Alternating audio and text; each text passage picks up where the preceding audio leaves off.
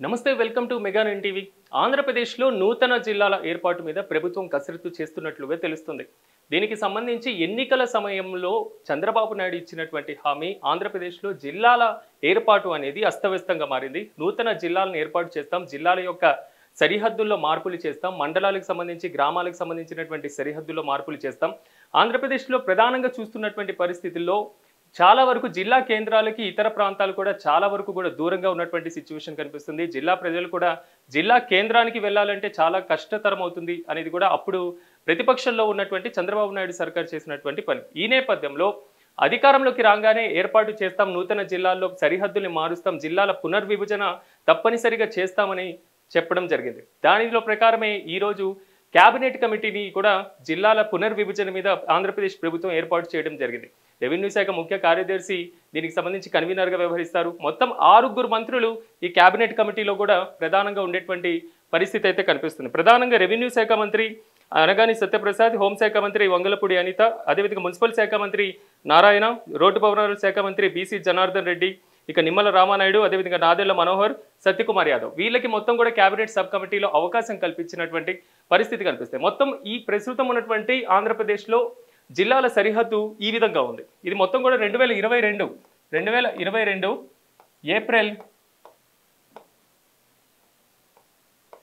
April 3న Andhra Pradesh ఈ విధంగా ఉన్నట్లుగా ఉత్తర్వులు జారీ చేయడం జరిగింది. అప్పటి ప్రభుత్వం తీసుకున్నటువంటి ఈ జిల్లాల సరిహద్దుల్లో వారు అవలంబించినటువంటి అత్యంత కీలకమైనటువంటి అంశం ఏంటంటే, ఒకటి, ప్రతి పార్లమెంటు నియోజకవర్గాన్ని ఒక జిల్లాగా ఏర్పాటు చేస్తామని ఆనాటి సర్కార్, జగన్మోహన్ రెడ్డి సర్కార్ తీసుకున్నటువంటి నిర్ణయం. ఈ నేపథ్యంలో ప్రస్తుతం ఉన్నటువంటి ఈ మ్యాప్లో ఎలాంటి మార్పులు ఆంధ్రప్రదేశ్ ప్రభుత్వం చేసేటువంటి అవకాశం ఉంది? ఇలాంటి అంశాలు ఒక్కసారి మనం పరిశీలిస్తే చాలా వరకు కూడా జిల్లా కేంద్రాలు అనేవి ఏదైతే ఉన్నాయో ఆ జిల్లా కేంద్రాల నుంచి ఇతర ప్రాంతాలు చాలా వరకు దూరంగా ఉన్నటువంటి పరిస్థితి కనిపిస్తుంది. ప్రధానంగా ఈ మార్కాపురం జిల్లా అనేది ఏర్పాటు చేస్తామనేది కూడా ఎన్నికల ముందు చంద్రబాబు నాయుడు ఇచ్చినటువంటి హామీ. ఈ నేపథ్యంలో ఆంధ్రప్రదేశ్లో కొత్తగా మార్కాపురం జిల్లా ఏర్పాటయ్యేటువంటి అవకాశం కనిపిస్తుంది.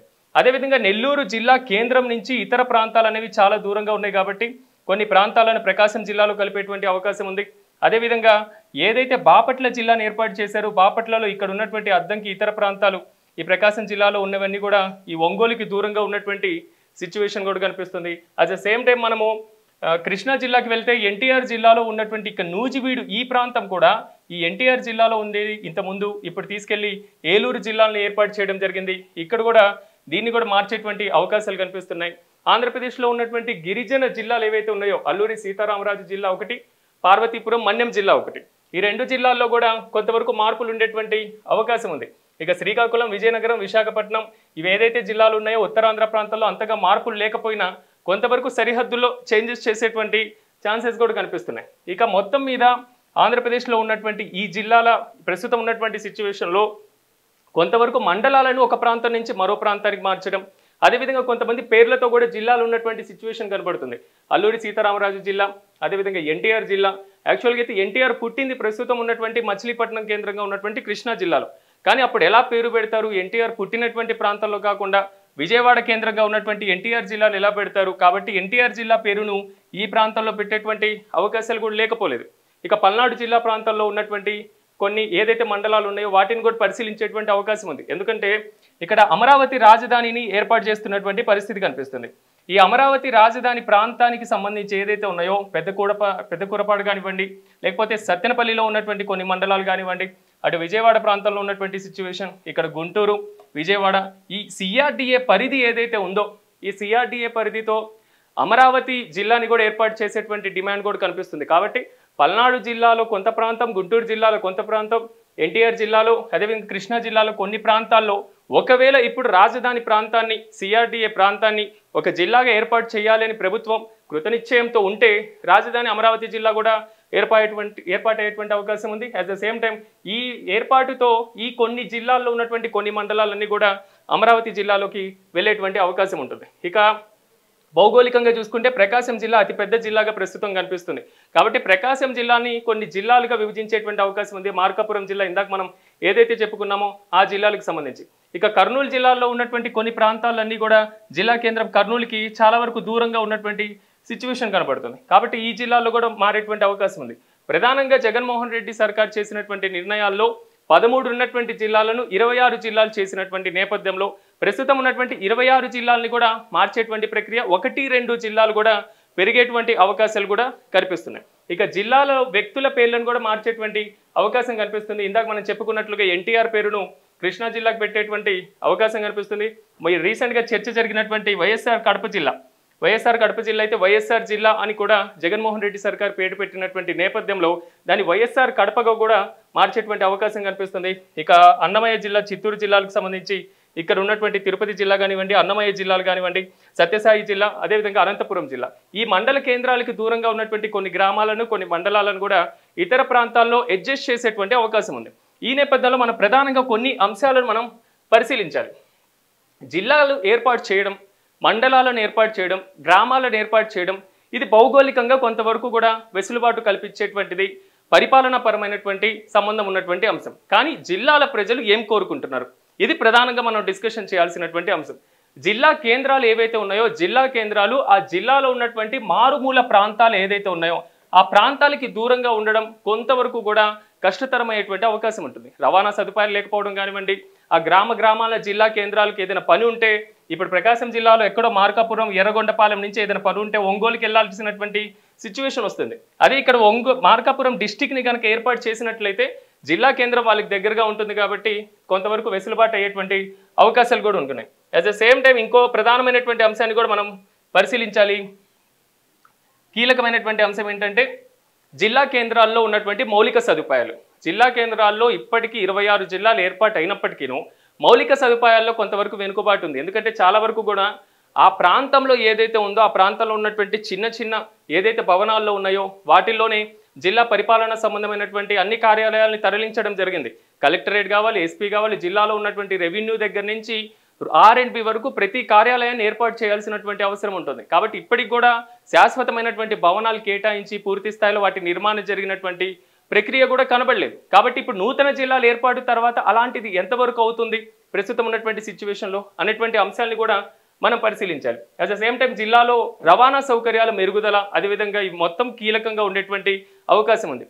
చాలా వరకు కూడా జిల్లాల ఏర్పాటులో ప్రజలు ఒక సెంటిమెంట్ని భావిస్తూ ఉంటారు. ఏంటంటే ఆ జిల్లా యొక్క సాంస్కృతికమైనటువంటి వైభవం, ఆ జిల్లాలో ఉన్నటువంటి వారి యొక్క సంస్కృతి ప్రతిబింబించాలి అనేది. ప్రధానంగా అల్లూరి సీతారామరాజు జిల్లా, పార్వతీపురం, మన్యం జిల్లాలు, ఇవి రెండు పరిశీలిస్తే మనం గిరిజన జిల్లాలు, ఈ గిరిజన జిల్లాల్లో చాలా వరకు ఉన్నటువంటి సిచ్యువేషన్స్ వాళ్ళు ఇతర ప్రాంతాలకు అతి త్వరగా వెళ్ళేటువంటి అవకాశాలు చాలా తక్కువగా ఉంటాయి. కాబట్టి ఆ ప్రాంతాల్లో ఉన్నటువంటి వారికి జిల్లా కేంద్రంలో ఉన్నటువంటి మౌలిక సదుపాయాలతో ఉంటే వాళ్ళు అక్కడే పరిపాలన సంబంధమైనటువంటి అన్ని అంశాలు పూర్తి చేసుకోవడానికి అవకాశం ఉంటుంది. కాబట్టి ఈ మొత్తం కూడా ప్రక్రియ ఇప్పుడు ఆంధ్రప్రదేశ్ ప్రభుత్వం హఠాత్తుగా నూతన జిల్లాల ఏర్పాటు అనేటువంటి అంశం ఎందుకు తీసుకుంది, ఇది పెద్ద క్వశ్చన్ మార్క్గా మారుతున్నటువంటి పరిస్థితి కనిపిస్తుంది. ప్రస్తుతం తీసుకోవడానికి కొన్ని రీజన్స్ కూడా ఉన్నాయి. ఎందుకంటే మనకి 2026 నుంచి నూతన జనాభా లెక్కలు ప్రారంభించేటువంటి అవకాశం కనిపిస్తుంది.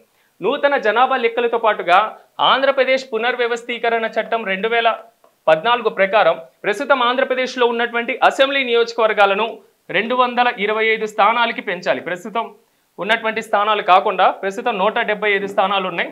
సో 225 స్థానాలు పెంచేటువంటి అవకాశం ఉంటుంది. ఈ నేపథ్యంలో ఇది పార్లమెంట్ చట్టం, ఇది మీరు నేను చెప్పేటువంటి అంశం కాదు. ఆంధ్రప్రదేశ్ రీఆర్గనైజేషన్ యాక్ట్ 2014 చాలా స్పష్టంగా చెప్పింది.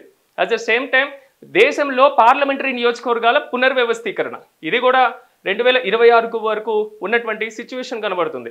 ఇక్కడ ప్రధానమైనటువంటి ప్రశ్న ఏంటంటే ఇప్పుడు ఆంధ్రప్రదేశ్ ప్రభుత్వం నూతన జిల్లాల్లో మార్పులు, సరిహద్దులు, మండలాల మార్పు, గ్రామాల మార్పు ఇలాంటివి వేగవంతం చేయలేకపోతే 2026లో వచ్చేటువంటి జనాభా లెక్కల్లో ఎగ్జాంపుల్గా నేను గుంటూరు జిల్లా వాసిగా ఉండి గుంటూరు జిల్లాలో నా పేరు నమోదు చేసుకొని గుంటూరు జిల్లాలో నా voter ID A to Z ఇక్కడ ఉన్నటువంటి నేపథ్యంలో రేపు నా మండలం వెళ్ళి పల్నాడు జిల్లాలోనో బాపట్ల జిల్లాలోనో కలిస్తే ఆ తర్వాత వచ్చేటువంటి లెక్కలు తారుమారయ్యేటువంటి అవకాశం ఉంది. కాబట్టి ఆంధ్రప్రదేశ్ ప్రభుత్వం 2026లో జనాభా లెక్కల సేకరణ కంటే ముందే నూతన జిల్లాలని కనుక ఏర్పాటు చేసుకుంటే కొంతవరకు వెసులుబాటు అయ్యేటువంటి అవకాశం ఉంది.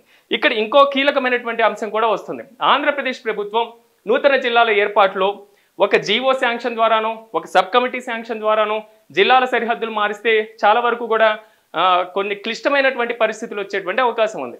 13 జిల్లాలు ఉన్నటువంటి ఆంధ్రప్రదేశ్లో 26 జిల్లాలను ఏర్పాటు చేసినాక ఇప్పటికి కూడా రాష్ట్రపతి గెజిట్లో వాటిని పొందుపరిచినటువంటి సిచ్యువేషన్ కనబడట్లేదు. చాలా వరకు కూడా ఉమ్మడి జిల్లాల్లోనే వారు పరిపాలన కూడా సాగిస్తూ కొంతమంది కూడా ఉద్యోగుల బదిలీలు కానివ్వండి, వాళ్ళ ప్రమోషన్లు కానివ్వండి, కొంతవరకు క్లిష్టమైనటువంటి సమస్యలు కూడా ఎదుర్కొంటున్నారు. కాబట్టి ఈ నూతన జిల్లాల ప్రక్రియ ఏర్పాటుకు సంబంధించి ఆంధ్రప్రదేశ్ ప్రభుత్వం పూర్తి స్థాయిలో ఒక గెజిట్ నోట్ను రెడీ చేయాలి. దానికి సంబంధించి ప్రజల ముందు ఉంచాలి. ప్రజల ముందు నూతన జిల్లాల్లో మార్పులు చేర్పులకు సంబంధించి వారి అభిప్రాయాలు తీసుకోవాలి. అభిప్రాయాలు తీసుకున్న తర్వాత దానికి సంబంధించిన పూర్తి స్థాయిలో కసరత్తు చేయాలి. ఎలాంటి ప్రాబ్లం రాకుండా కీలకమైనటువంటి నిర్ణయాలు తీసుకోవాల్సినటువంటి అవసరం ఉంటుంది. ఇక్కడ ఇంకోటి 1975లో మనకి కొన్ని ఇవి రావడం జరిగింది. కీలకంగా 1975లో రాష్ట్రపతి ఉత్తర్వుల ప్రకారం ప్రస్తుతం ఉమ్మడి జిల్లాలు మాత్రమే కంటిన్యూ అవుతున్నాయి. 13 జిల్లాలు కాస్త 26 జిల్లాలు. ఇప్పుడు 26 జిల్లాలు కాస్త 2022లో అయినాయి. మనం గమనించాం, ఇందాక మనం చెప్పుకున్నట్లుగా. ఇప్పుడు 25, కేవలం 3 సంవత్సరాలలో మళ్ళీ జిల్లాల సరిహద్దుల మార్పు. ఇప్పుడు ఈ 3 జిల్లాల్లో జిల్లాల సరిహద్దుల మార్పు ద్వారా ఆంధ్రప్రదేశ్ ప్రభుత్వం ఇదే కీలకమైనటువంటి నిర్ణయం తీసుకుంటే ప్రతిపక్షాలు ఎంతవరకు గగ్గోలు పెట్టేటువంటి అవకాశం ఉంటుంది. అంబేద్కర్ కోనసీమ జిల్లాకి అంబేద్కర్ పేరు పెట్టినందుకు పెద్ద రచ్చ జరిగింది. ఆంధ్రప్రదేశ్లో పెద్ద ఇష్యూ జరిగింది. కీలకమైనటువంటి ఆరోపణలు, ప్రత్యారోపణలు, అక్కడ ఉన్నటువంటి హింసాత్మకమైనటువంటి ఘటనలు కూడా జరిగినాయి. ప్రస్తుతమైనటువంటి సిచ్యువేషన్లో ప్రతిపక్షాలకి ఆ విధంగా మారకుండా, ప్రజా ఉద్యమాలు జరగకుండా, ప్రజా డిమాండ్లన్నింటినీ కూడా సంతృప్తి పరుస్తూ నూతన జిల్లాలు ఏర్పాటు చేయడం ఆంధ్రప్రదేశ్ ప్రభుత్వానికి ఎంతవరకు ఒక పెద్ద సవాల్గా మారుతుంది. కాబట్టి ప్రభుత్వం ఎలాంటి నిర్ణయం తీసుకుంటుంది? అందరికీ అందుబాటులో జిల్లా కేంద్రాలుగా ఉండేలా, వాళ్ళ సంస్కృతిని పరిరక్షించేలా, వారి యొక్క భౌగోళికమైనటువంటి జనాభాను పరిరక్షించేలా, ఒక జిల్లాలో ఎక్కువ జనాభా, ఒక జిల్లాలో తక్కువ జనాభా, ఒక జిల్లాలో విస్తీర్ణం ఎక్కువ, వేరే జిల్లాలో విస్తీర్ణం తక్కువ, ఒక జిల్లాలో ఆదాయ వనరులు తక్కువ, మరో జిల్లాలో ఆదాయ వనరులు ఎక్కువ, ఒక జిల్లాలకి తీర ప్రాంతం ఉంటుంది, కొన్ని భౌగోళికమైనటువంటి ప్రాంతంతోనే సరిపెట్టుకోవాల్సి వస్తుంది, కొన్ని జిల్లాల్లో రవాణా సదుపాయాలు ఎక్కువగా ఉన్నాయి, కొన్ని జిల్లాల్లో రవాణా సదుపాయాలు తక్కువగా ఉన్నాయి. ఈ అసమానతలన్నింటినీ కూడా క్లియర్ చేస్తూ ఎలాంటి నిర్ణయం తీసుకుంటుందో మనం కూడా వేచి చూద్దాం. మొత్తం మీద ఆంధ్రప్రదేశ్లో మాత్రం దాదాపు సబ్ కమిటీ అనేటువంటి డెవలప్మెంట్ వరకు వచ్చింది. నెక్స్ట్ రెఫరెండం, ప్రజల అభిప్రాయానికి ఎలాంటి ప్రతిపాదనలు పెడతారు, ప్రజలు దాన్ని ఎంతవరకు స్వాగతిస్తారు, నెక్స్ట్ ఎలాంటి కీలకమైనటువంటి నిర్ణయాలు తీసుకునేటువంటి అవకాశం ఉంటుంది. 2026 వరకు మనం చెప్పుకున్నట్లుగా ఈ డిసెంబర్ కల్లా ఈ ప్రాసెస్ని కంప్లీట్ చేసేటువంటి అవకాశం ఉందా, మనం కూడా వేచి చూద్దాం.